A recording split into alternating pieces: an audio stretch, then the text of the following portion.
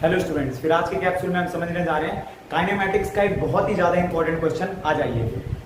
The distance x of a particle moving in one dimension under the action of a constant force, right, which is related to time t by equation t is equals to, students, t is equals to root x plus 3।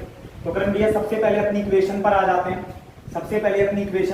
हैं। t is equals to में root x plus 3। यहां तक ठीक है। Now find the displacement of the particle when its velocity is 0. Students, आपको displacement निकालनी है। क्या निकालनी है? डिस्प्लेसमेंट। और केस क्या बन रहा है? When velocity is 0. डिस्प्लेसमेंट हमें फाइंड करनी है when velocity is 0. तो भैया यहां पर हमें t दे रखा है ना। तो अगर मैं यहां से रूट एक्स को निकालना चाहूं तो रूट एक्स क्या आ जाएगा मेरे पास? t minus 3।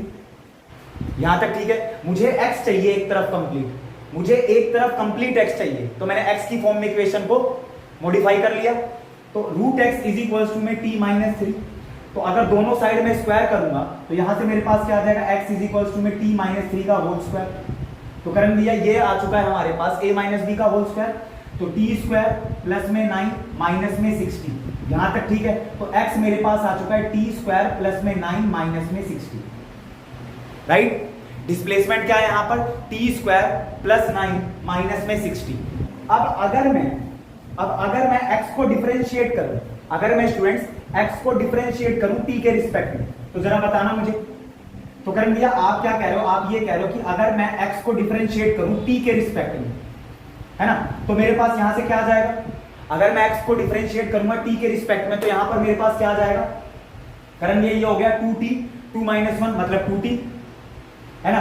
कांस्टेंट का 9 का तो डिफरेंशिएशन क्या होगा? 0 होगा। और वहीं मैं अगर 60 की बात करूं तो मेरे पास क्या आ जाएगा? -6, राइट। अगर मैं 60 का डिफरेंशिएशन कर रहा हूं, अगर मैं 15t का डिफरेंशिएशन कर रहा हूं, तो मेरे पास सिर्फ क्या बचेगा?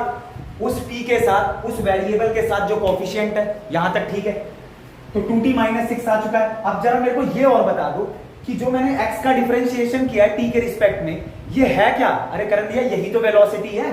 dx बाई dt क्या है? v, ठीक है। और when केस जरा देखना, when velocity is 0, तो 2t minus 6 is equals to में 0। तो यहां से t की वैल्यू क्या आ चुकी है? 3 सेकेंड्स।